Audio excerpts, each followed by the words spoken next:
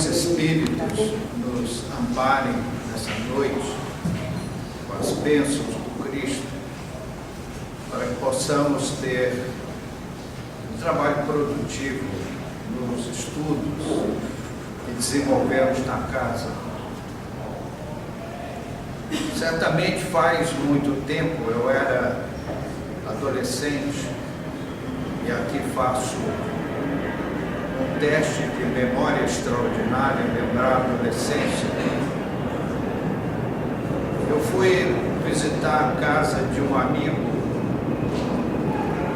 e o coleguinha, me sabendo espírita e sabendo a aversão que a sua genitora tinha contra os espíritas, então disse à sua mãe, jocosamente: olha, o João Moura é de família espírita. Então, a mãe daquele rapaz emitiu uma crítica em expressões chulas, mas que, trocando para uma linguagem urbanizada, teria dito ela que o espiritismo é para pessoas de menor cultura. Ela disse isso em expressões pouco educadas.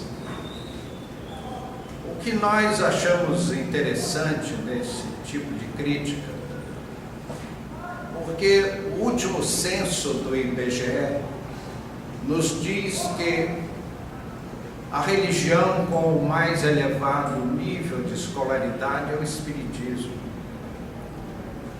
A média dos espíritas é de pessoas de certa cultura. Então, li certa feita ainda um artigo de um jornalista que dizia que os espíritas são boas pessoas. Os espíritas são apenas pessoas idosas que perderam o bonde da história. Então, esses velhinhos se reúnem para evocarem as almas dos amigos que já se foram, no afã de reviver um tempo que não volta mais. Meus amigos, seria cômico se não fosse trágico. Então, tanto uma crítica como outra e muitas outras esbarram no fato de que o espiritismo hoje já tem uma expressão planetária. Milhões de pessoas no mundo se dizem espíritas, e muitos que foram céticos, que foram descrentes dos fenômenos mediúnicos, depois de os pesquisar, redimiram-se, penitenciaram-se, se disseram espíritas. Se nós fôssemos fazer um rol dos espíritos intelectuais e dos sábios espíritas, que não é o nosso caso, naturalmente, gastaríamos muitos tomos, porque na história do espiritismo encontramos ilustríssimas figuras, e que muitos que foram até adversários do fenômeno espírita e que depois penitenciaram. No dia 3 de janeiro do ano passado, 2009, eu li no Estadão um artigo assinado por Miguel Reale Júnior, que é decano, professor da Faculdade de Direito da USP, aqui em São Paulo, foi ministro da Justiça, e ele falava sobre a obra, as experiências de César Lombroso. César Lombroso foi um cientista italiano, doutor em medicina, jurista, juiz de direito, que pesquisou e é o pai da antropologia criminal, e fez escola no mundo inteiro, muitos seguidores, contou com a colaboração de outros estudiosos. Ele ele conseguiu fazer paralelos entre determinados sinais morfológicos e o caráter das criaturas. Como era juiz de direito, ele tinha acesso aos presídios e examinou uma centena de casos curiosos e muitos outros pares em seus países na Europa fizeram pesquisa semelhante.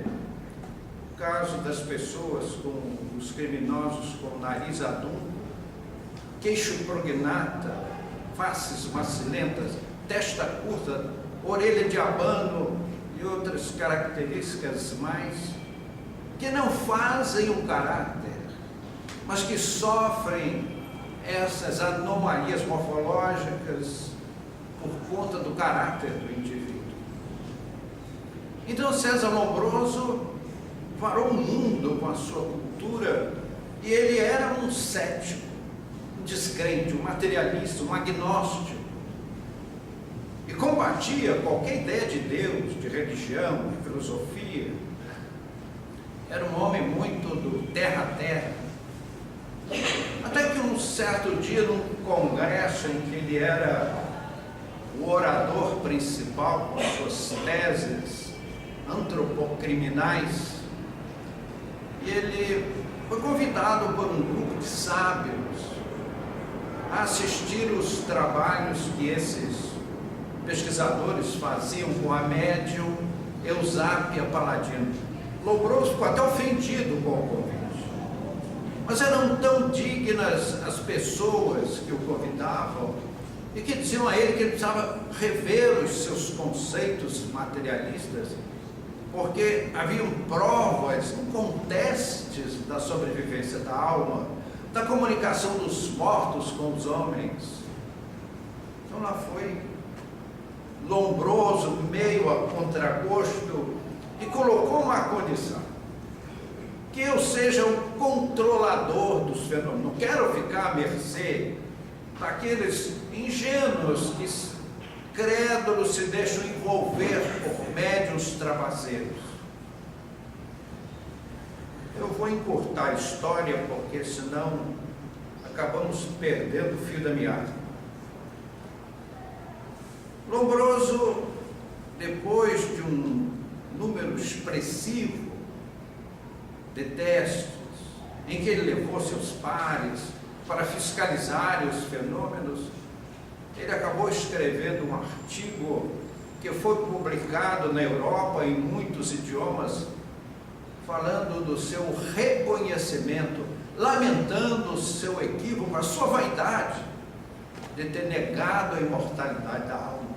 Os espíritos são uma das forças da natureza, não há o que negar. Os mortos vivem. Então, são os vivos de lá com os vivos de cá. César Lombroso foi esse cientista extraordinário de renome mundial, que se tornou espírita. Que se tornou espírita pelas evidências. Foi um homem de grande caráter, porque ele teve coragem de dizer: eu estava errado, eu estava equivocado. Os espíritos, a alma dos mortos voltam a se comunicar conosco. Mas nós não queremos, o nosso assunto não é a obra de César Lombroso, porque sairia do nosso assunto, mas é um assunto tão cativante que a gente não consegue segurar a língua ao falar do assunto. Aqui no Brasil, nós tivemos muitas figuras notáveis que ilustraram o movimento espírita. Falamos das terras europeias, nós iríamos fazer uma lista interminável, como Camille Flammarion, como Ernesto Lozano, com tantos outros sábios, mas principalmente William Crookes, que é considerado o pai da física, um cientista que nos revelou o estado radiante da matéria. Todo mundo fala que a matéria pode ser sólida, líquida ou gasosa, mas ela pode ser radiante também. Ele provou em laboratório, e ele foi convocado pelo Real Colégio de Londres de Ciências para pesquisar os fenômenos mediúnicos, e ao cabo, também pulando muitas etapas, ao cabo de muito tempo ele publica um livro com o título Fatos Espíritas. Então vejam, meus amigos, assim como César Lombroso, William Crookes, que foi o pai da física, ele foi fazer as experiências como um cético, para mostrar que era impossível os espíritos comunicarem-se com os homens. Ele acaba tendo a hombridade, a honestidade de publicar um livro cujo texto diz claramente: senhores, não digo que isto é possível, digo-vos que isto é um fato. Meus amigos, contra fatos não há argumentos. Aqui em nossa terra, Tupiniquim, verde e amarelo, nós tivemos muitos espíritas brilhantes. E eu lembraria hoje, dessa noite, de um deles que encantou todos nós, a nossa infância, a nossa mocidade, que foi o senhor José Roberto Monteiro Lobato. Monteiro Lobato nasceu no dia 18 de abril de 1882, aqui bem pertinho de São Paulo, no interior de São Paulo. Vejam, amigos, exatamente gravado um quarto de século, 25 anos após o lançamento do Livro dos Espíritos. Então, o Espiritismo, nós espíritas consideramos o nascimento do Espiritismo a publicação do Livro dos Espíritos, a 18 de abril de 1857. Seria um mero acaso que Monteiro Lobato nasceu gravado 25 anos depois. Será que foi só acaso? Ele era membro do Ministério Público, foi transferido para a cidade de Areias, no Vale do Paraíba, para exercer as suas funções.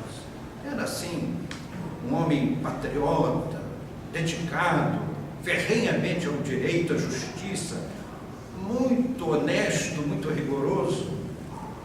Casou-se aos 26 anos com a senhorinha Maria Pureza da Natividade, com quem teve 3 filhos, Marta, Guilherme e Edgar. E seguia a vida de Monteiro Lobato quando ele teve uma experiência assim duríssima, o quase simultâneo falecimento de seus pais. Ele ficou muito chocado. Todas aquelas solenidades religiosas não conseguiam responder por que ele perde assim repentinamente os 2 pais, pai e mãe. Ela aos 39 anos e ele aos 43 anos. Não passou muito tempo, eis que também quase simultaneamente falecem os seus 2 filhos, Guilherme e Edgar. Isso foi para Monteiro Lobato um choque terrível. Mas como? Por quê? Por que eu? E novamente, como ele era um homem famoso, um escritor de renome, surgiram aquelas solenidades religiosas, aquelas exéquias de luxo, todas aquelas fantasias místicas que ele comparecia, que ele aceitava, porque era um homem culto e muito educado. Mas ficou ele assim, tremendamente amargurado com a morte dos seus 2 filhos. Em 1914, ele lançou o seu primeiro romance, Urupês, e foi lançando uma série de contos. Era um contista emérito, uma inteligência ímpar. Mas, para nós espíritas, em 1921, ele lançou seu primeiro livro infantil, A Menina do Narizinho Vermelho, Arrebitado, desculpe. A Menina do Narizinho Arrebitado. Vejam só, amigos, o Brasil nessa época tinha uma população de 25 milhões de pessoas. Então, ainda hoje, se algum dos amigos quisesse arriscar a lançar um livro, dizem que um homem só é homem depois que ele casa, tem um filho, planta uma árvore, escreve um livro, né? Já plantei bananeira, está faltando escrever um livro, né? Meus amigos, se você escrever um livro, você vai fazer uma edição de 1000 volumes. Se você for um escritor mais ou menos conhecido, 2000 volumes já é uma festa muito grande. Não se arrisca os 3000, porque eles vão ficar nas prateleiras da livraria. A menos que você seja um escritor muito famoso, disputado aí pelos editores. Mas aqueles novatos, como era o caso daquele livro de Monteiro Lobato, que veio à luz em 1921, então disse a ele o editor: mas então você faz 1000 volumes. Mas é muito pouco. Se só quiser se arriscar, faça 2000 volumes. Para um país de 25 milhões de habitantes, página, o livro alcançou 50.000 exemplares. E um feito assim, de deixar a gente de queixo caído, tem com um elástico assim, o queixo não cair. E veio à luz pela primeira vez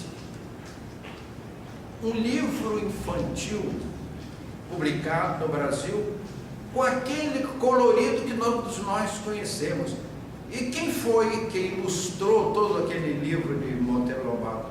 De Cavalcante, o celebérrimo pintor, que também é espírita. A maioria dos companheiros espíritas não sabem que Monteiro Lobato, o pai do Jeque Tatu, a cuca que vem pegar, ou vocês não foram dormir com medo da cuca, né? Dorme, nenê, que a cuca vem pegar.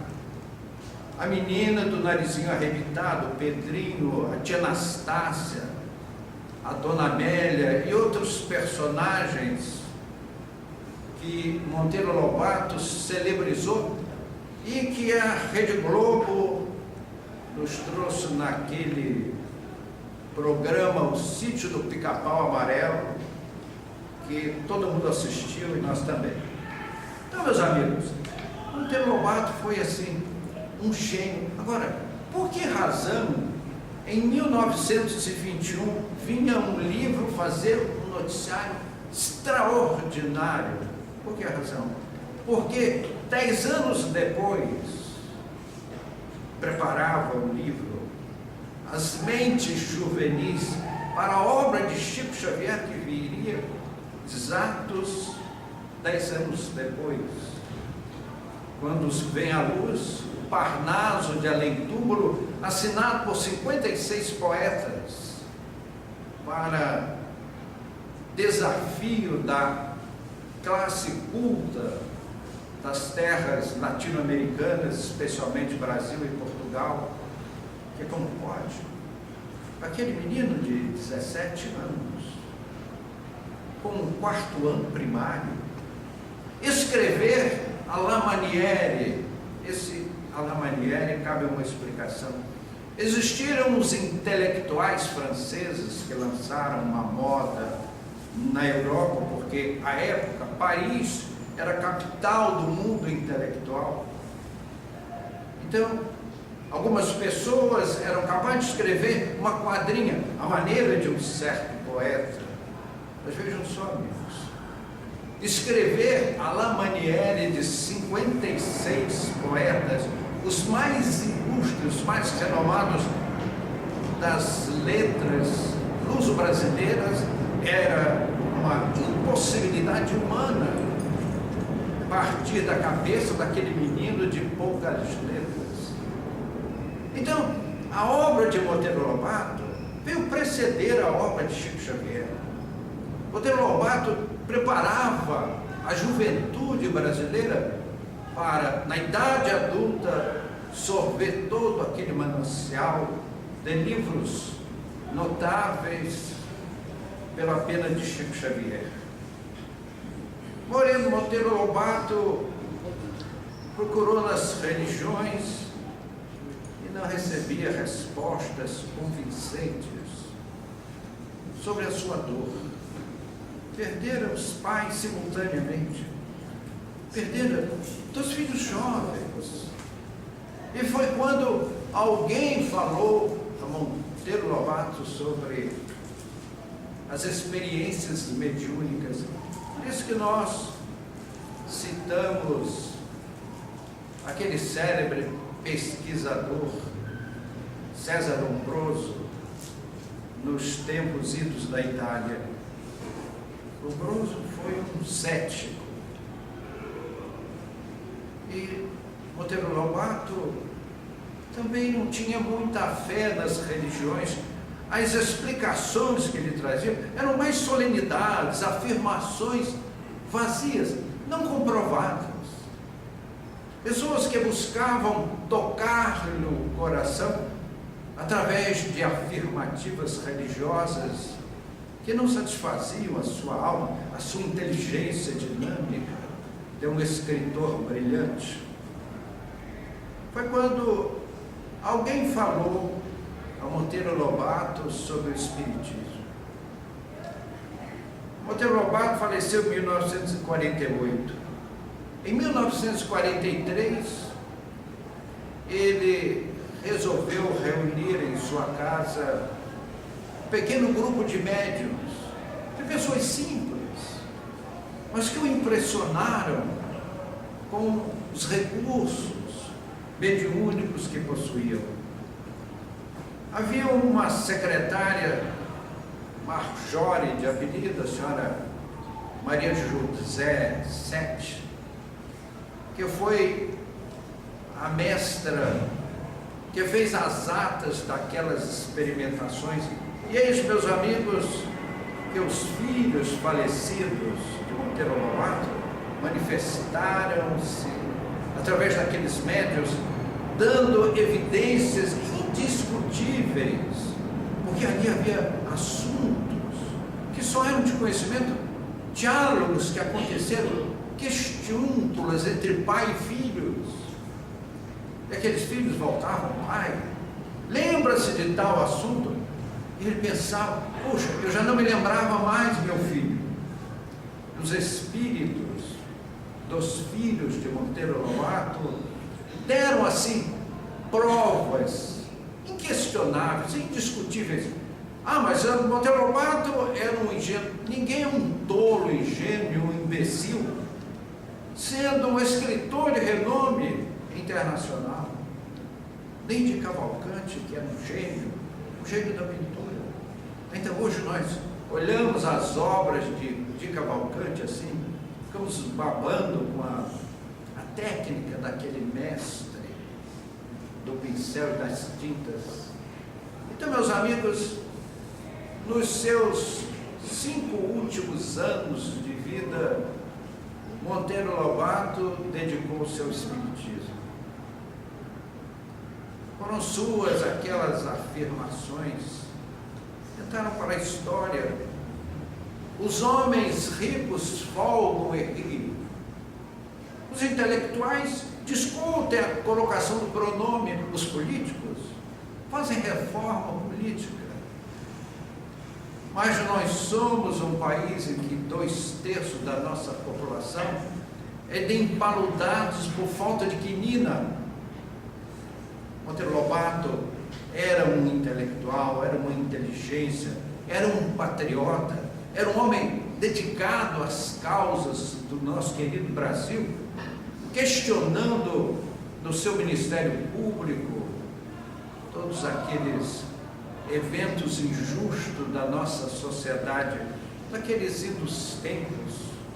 E hoje, meus amigos, faz 90 anos que Monteiro Lobato nos trouxe uma obra extraordinária, que nós espíritas olhamos assim com muito carinho, lembrando a inteligência deste célebre escritor. Então, como alguém diz que o Espiritismo é uma filosofia para pessoas de menor cultura, Falamos sobre o artigo de Miguel Reale Júnior, decano, professor decano de Direito da USP, da Faculdade de Direito da USP de São Paulo. Será que é um ingênuo? Será que é uma pessoa de menor cultura? Monteiro Lobato levou o seu pensamento, o seu talento, junto com de Cavalcante para o mundo. Será que ele era uma pessoa inculta, ingênua? Então, meus amigos, o Brasil é assim, pode-se dizer, um repositório daquelas mediunidades de todos os matizes. E muito em destaque os médiuns psicógrafos. São tantos os livros psicografados no solo brasileiro que nós ficamos assim, maravilhados. O nosso querido irmão Divaldo Franco, começamos juntos o nosso trabalho espírita. Éramos dois jovens cheios de sonhos, naqueles começo de movimento espírita brasileiro. Conhecemos o Chico, que nos deu assim um empurrão, nos deu um carinho muito grande, nos deu um apoio moral, intelectual bastante vigoroso, e nos falou: Chico, o Brasil vai ser festejado por mediunidades extraordinárias. E nós olhamos aí a professora Zilda Gama. É que muitas pessoas, muitos companheiros espíritas, não são assim amantes do livro espírita. Mas Zilda Gama, que era uma professorinha, meus amigos, se ser professora hoje é um desafio.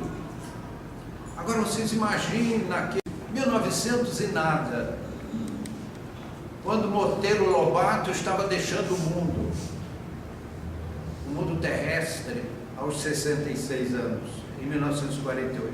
A professora Zilda Gama teve uma vida extremamente difícil. Ela teve, os seus pais deram a ela 5 irmãs, que ficaram órfãos. De repente, a sua mãe teve 5 filhos e faleceu. Seu pai também. Ela assumiu as 5 irmãs. E uma delas casou-se, teve 6 filhos, ela ganhou 6 sobrinhos e também faleceu. Ela, além de cuidar das irmãs, teve que cuidar de 6 sobrinhos, como professor. Meu amigo, a professora no Brasil, com o que ela ganha, tem uma grande vantagem. Quando ela casa é por amor, não é pelo dinheiro. Porque os seus rendimentos são para lá de modestos. Ela não passa a ser aquele baú recheado do interesse dos moços casadores. Zilda Gama nos trouxe uma série de livros assinados por Victor Hugo.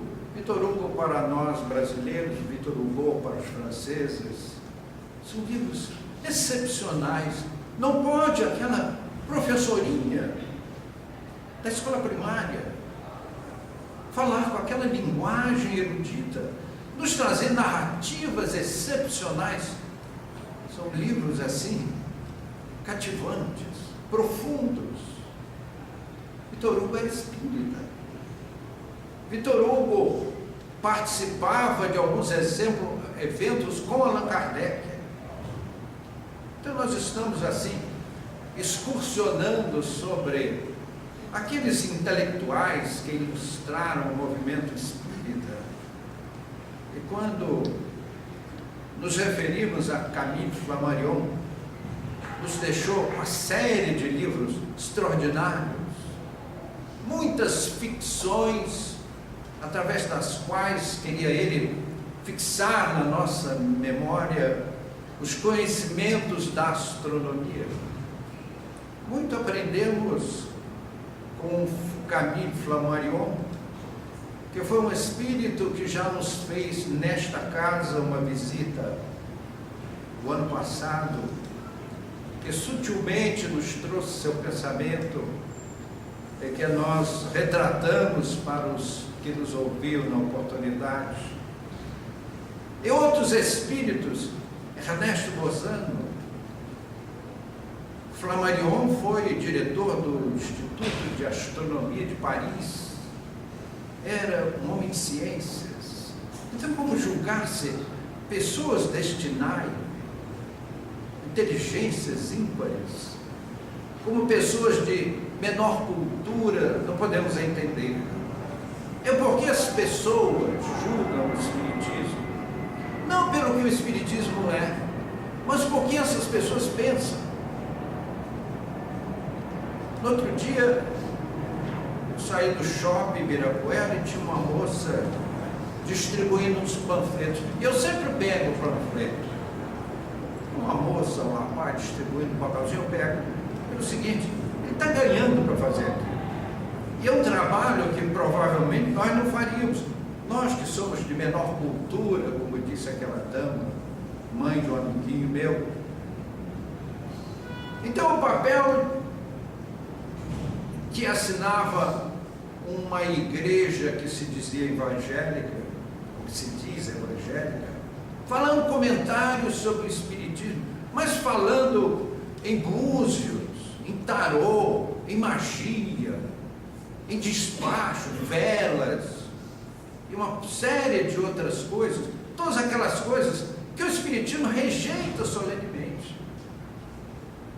A casa aqui publica uma folha mensal, está aqui no balcão, e tem lá um texto sobre o que é o Espiritismo. Essas coisas não são Espiritismo. Meus amigos, você quer conhecer o Espiritismo? Primeiramente, leia o que é o Espiritismo de Allan Kardec. Ali explica o que é a doutrina espírita. Muitas pessoas confundem Espiritismo com espiritualismo. Aquela pessoa que acredita que no homem há algo além de matéria, que nós temos uma alma, que nós temos um espírito, esse é um espiritualista, mas não necessariamente um espírita.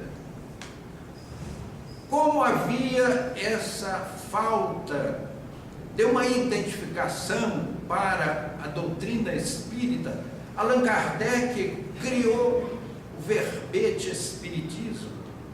E como ele era autor da gramática expositiva francesa, então vocês vejam o nível do intelectual que nos trouxe a doutrina espírita, senão um mestre da Sorbonne, um educador, diretor escolar, professor da Sorbonne, que ainda hoje é uma das grandes universidades planetárias.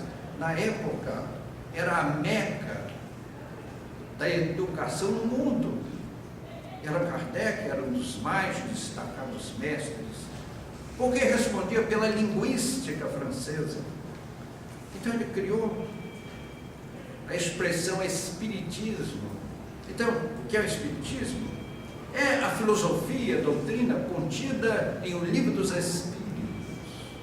Tudo mais são afirmações de pessoas que, em não conhecendo a doutrina, atribuem ao Espiritismo e aos espíritas práticas que o Espiritismo é o primeiro a condenar, a não adotar, a não aprovar. Nós aprendemos com a doutrina que somos filhos eternos de Deus, de que Deus não nos fez para nos matar, muito ao contrário, Deus nos fez seus diletos filhos, seus herdeiros, e nos deu a vida eterna. Nós somos, ao sermos filhos do Criador, somos co-criadores em plano menor, para usar uma expressão de Emmanuel. Então viveremos eternamente, teremos oportunidades reencarnatórias, tantas quantas se fizerem necessárias, para a nossa libertação das nossas mazelas espirituais, para que possamos ganhar a vida espiritual superior que aguarda a todos os filhos de Deus no universo, sem exceção. Então, meus queridos amigos, que o Mestre nos abençoe nesta noite, nos guarde, nos dê sua paz, que assim seja.